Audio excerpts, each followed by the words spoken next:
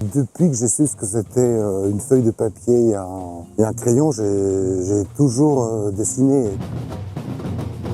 Je m'intéresse à ce segment de temps qu'est la vie, avec un début, un milieu et puis, bon, on va pas se mentir, une fin.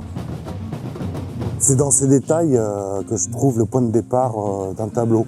Hein, ça peut être une expression vue dans la rue ou un morceau une bride de conversation qui passe autour de l'oreille. Ça peut être un tire-bouchon qui a été oublié de la veille et qu'on retrouve là au petit déjeuner. La question, elle était quelle a été sa vie, qui l'a inventé.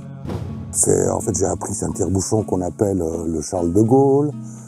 Ça vient du fameux je vous ai compris qu'il avait prononcé. Voilà, donc ça peut être des choses comme ça qui se mélangent, mais ça peut être aussi très bien ce que les barman disent à leurs clientes au comptoir. Je dois avoir une sorte de marmelade à la place du cerveau. Je laisse les idées s'associer toutes seules, je ne cherche pas à les contrôler. Et au final, ça donne une toile qui raconte un peu ce qu'elle veut.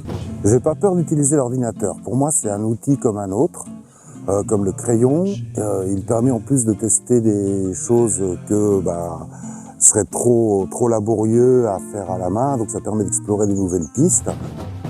J'ai envie de couleurs le plus lumineuses possible, essayer d'avoir des couleurs intenses.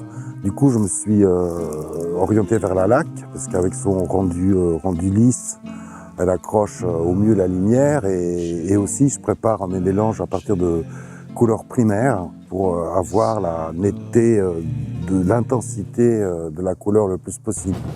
J'ai pas envie d'être moraliste ou agressif dans mon expression.